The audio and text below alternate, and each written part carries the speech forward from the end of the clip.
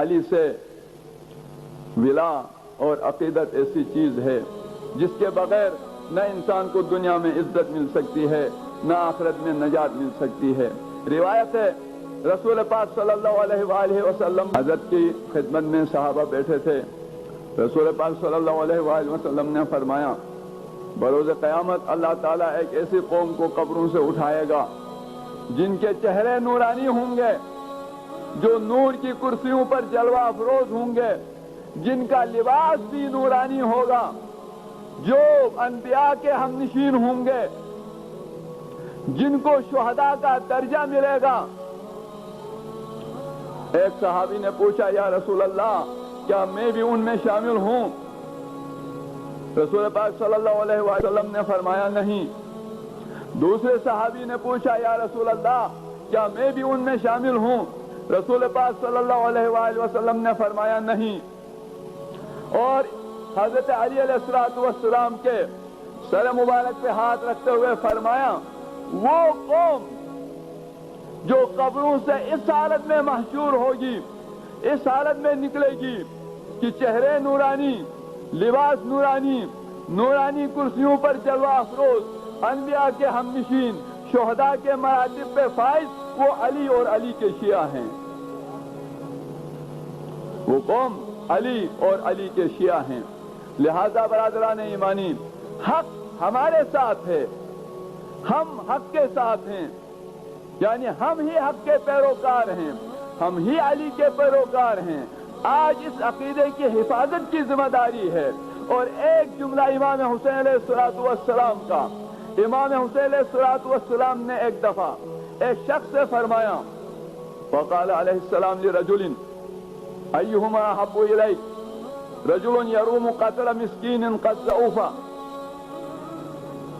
تنقذه من یده او ناصب یرید اضلال مؤمن مسکین تفتح علیہ۔ حضرت فرماتے ہیں کہ ایک شخص کو کہ دو باتیں تمہارے سامنے آ جائیں تو کس کو زیادہ اہمیت دو گے؟ ایک ایسا انسان ہے ضعیف ہے، مسکین ہے، ایک شخص بلا وجہ اس کو قتل کرنا چاہتا ہے۔ اور دوسری بات یہ ہے کہ ایک شخص ہے، ایک مومن ہے، مسکین ہے، جس کو ایک ناصبی گمراہ کرنا چاہتا ہے، ایک ناصبی گمراہ کرنا چاہتا ہے۔ تو تمہیں اگر کہا جائے کہ ان دونوں میں سے کس کو ترجیح دو گے تو کیا کرو گے؟ کیا اس مظلوم کو اس ظالم قاتل سے بچانے کے لیے اقدام کرو گے یا اس مومن کو اس ناصبی کی گمراہی سے بچانے کی کوشش کرو گے؟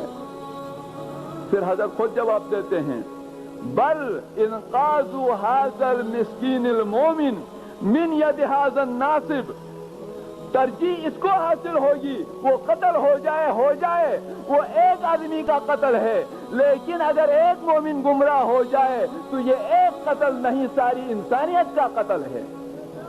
اس لیے حضرت فرماتے، یہ حضرت کے الفاظ ہیں، حضرت فرماتے ہیں ان اللہ تعالی یقول ومن احیاها فکأنما احیا الناس جمیعا، جو ایک جان کو زندہ کرے اس نے پوری انسانیت کو زندہ کیا۔ یعنی اگر کسی نے ایک انسان کی ہدایت کی، ایک کی رہنمائی کی تو اس نے انسانیت کو زندہ کر دیا۔ تو برادران ایمانی، برادران کی حالت یہ ہے کہ ادھر یہ ناصبی دنیا آپ کے بچوں کو گمراہی کی طرف لے جانا چاہتی ہے، شہادتوں کا بھی سلسلہ ہے، ترجیح کس کو دینا ہے؟ پہلے اپنا عقیدہ بچائیں، عقیدہ بچ جائے، یہ جان رہے نہ رہے کامیابی اور سعادت ہے۔ اور اگر عقیدہ چلا گیا، عقیدہ ختم ہوا تو یہ زندگی رہ کے بھی مردگی ہے۔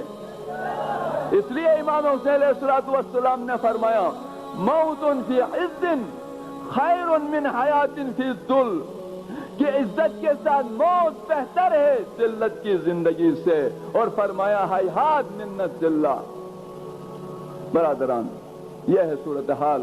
اب آگے اس کا مقابلہ کس طرح کرنا ہے؟